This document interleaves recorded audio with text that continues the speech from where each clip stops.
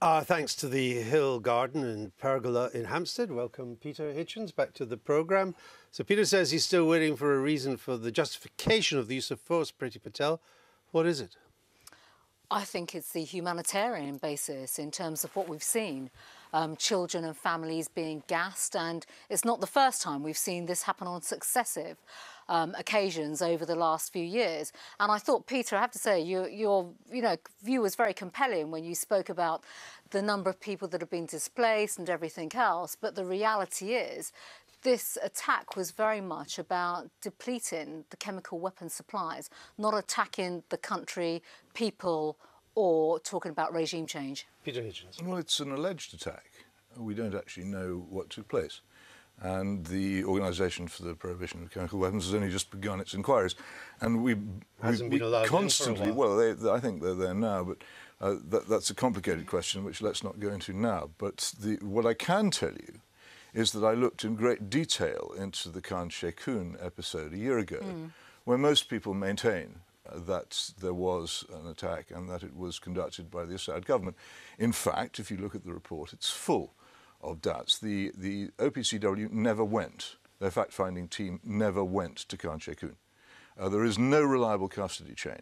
The report itself and the Joint Investigative Mechanism report, which followed it, are full of weird contradictions, strange, inappropriate medical treatments, samples that don't add up, no custody chain. I simply think that on the basis... Are you in any doubt that the Syrian regime has used chemical weapons? I don't know. I think on the areas that I've actually looked at, it seems to me that hard evidence is lacking. And you have to. Hold on. You say hard evidence. A very simple point here. There have been 85 documented chemical attacks since 2011. 85. Yes. So who's behind them? Have you looked at these documents yourself? Yes, I have. Well, what do you find when you look at them? Do you find conclusive? So the Human Rights Watch group, backed up by 7 independent sources of corroboration, is just making it up. I didn't say that. You can say that if you want to. I said nothing of the kind. What I'm saying is much as Alan's former government colleague, Admiral Lord West, said. It's very odd that President Assad should behave in this way, given it's the one guaranteed way of getting the United States to take the side of the rebels against him. And it doesn't add... The same argument is made by Peter Ford, Her Britannic Majesty's former ambassador to Syria, who knows Assad and has lived in the place. He can't understand why this would be an intelligent thing for him to do. And Assad may be very bad, but Alan Johnson. But I'm assuming, Peter, yes, that if there was a chemical weapons attack, and if that chemical weapons attack came from the Assad regime, that you would be supporting what's happening. The problem with the film is... Well, let's find out if that's true. Well, I wouldn't necessarily... I don't think that it's a particularly powerful moral response to the killing of innocent civilians to hurl high explosive into a densely populated area. No, I wouldn't necessarily support the action chosen. It's what most people thought we would do. And if we didn't do it, it was because there was a sudden... Well, let's leave aside what most people thought we would do. Leave that aside. You weren't even asked, as members of Parliament, whether we should do it or not. A separate issue. Well, it isn't a separate issue. Related issue, but separate. The rush to judgment. Your film starts on a false premise that the British public actually want to see the bomb. Actually, you probably speak for the British public on this. In fact, all the polling I've shown... It was very sceptical about any attack. Well, I wasn't referring to the British public, actually. And as for the chemical weapons inspectors, as you know, they cannot apportion blame. All they can do is to say whether there's been a chemical weapons attack. The reason they can't apportion blame is that last year Russia blocked that as an addition to their remit. So we won't get them telling us who did it. Can I just point out that hold on, Peter, it seems to me from everything I've heard, and yes, I wasn't there, you're getting it from aid workers, you're getting it from all the people who you kind of trust on these things, the NGOs, etc., is that there was a chemical attack. Helicopters were used. None of the various groups, and I agree with you about not seeking regime change, by the way. I agree with that bit of your argument. But none of these groups possess any helicopters. And one thing's for sure, everyone living in that area around Douma says there were helicopters all over the place. Well, a helicopter wouldn't be conclusive in anything. Helicopters can drop all kinds of things or not drop anything at all. It wouldn't. The fact is that, and I wasn't referring to the British public actually in my criticism.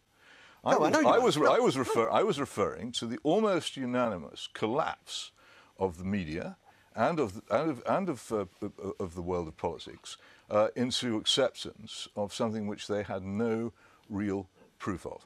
And I've been astonished by it. This is a country which made a huge mess of Iraq, which made an immense mess of Libya, in which intelligent people have for long years known about the disaster of Suez and the lies told over that, and the Gulf of Tonkin, and there's so many instances. And yet suddenly all of the newspapers and the politicians who might once have been relied upon to say, hang on, could we not just wait a minute? Isn't this just a little bit too convenient? Couldn't we just wait for the proof? Didn't say a thing and joined in a kind of compassionate proof, you wouldn't support it. I said I wouldn't support the action proposed. So what does it matter? I said I wouldn't support the action proposed. It matters because, of course, you take action against the use of chemical weapons. So what would you do? No, I haven't finished my point. You've interrupted me before I finished. What you got was this kind of rush into a sort of compassionate jingoism, where everybody was saying, well, I'm so compassionate, I want to bomb Syria. I don't know what I'd do. I'm not. For a start, I mean, my general view is that you take the evidence first, the verdict second, and the sentence last. You're asking me to come up with a sentence before there's even been evidence. Priti Patel, what? Well, you don't think there's been evidence. That's another matter. No, it isn't. No, it's not that I don't think there's been evidence. No, you don't think there's evidence. The OPCW, the only body... They haven't been there yet. Exactly, so there is no... And yet... Because the Russians kept them out. No, it's not because the Russians kept them out. They have not... It was nothing to do with the Russians keeping them out. The British government and the American government and the French government acted last week before there was any attempt to find out what had actually happened. Any attempt at all. Yeah. Patel, no I'm still trying to work...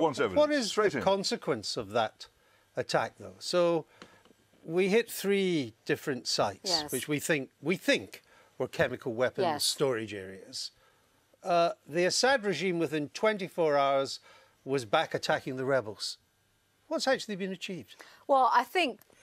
if I can just come back to some of Peter's points, well, and Andrew, I will. Quite nice to get an answer to that question because it's important. The point is that, you know, this was to deplete the chemical weapons supplies, a targeted attack, because we have seen, to Peter's point, successive use and repeated use of chemical warfare on the Syrian people, on children and families. And this isn't a new phenomenon at all. This is a conflict that's been going on for 8 years. But we haven't destroyed his whole capability, have we? Well, not the total capability, no. No.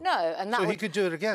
That could be a possibility. But of course, it was about the signal, the message that this would send out by having this particular attack, that we would not sit back and just sort of, you know, accept more repeated and sustained attacks on Syrian civilians. And I think it's worth pointing out as well that we do live in a world where there are international norms, where there's a rules-based system.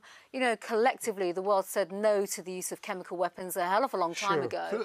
And surely we should be actually trying to uphold those rules and values at the same time. Can I ask you a question? Do you know the name of the organisation which was in control of Douma at the time of the alleged attack? No, I don't. Jaish al-Islam, the Army of Islam. Do you know that in 2016, Jaish al-Islam was accused of using chemical weapons against Kurds in Aleppo, and accused quite strongly?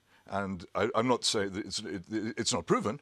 It's no more proven than the other event. But it seems to me this rush to judgment is taking place. People are rushing. Don't even know the most basic facts about the situation on the ground. The rebels where in it happened Douma, are rushing to judgment. After the chemical attack, the rebels in Douma immediately surrendered and were put on the surrender buses. So it's kind of unlikely it would have been them. But you've speculated. You say it's unlikely. Well, I've said on that, what basis? But because they surrendered. They surrendered because his chemical weapons they were on the point of surrender anyway. Unfortunately. Well, that's the argument was about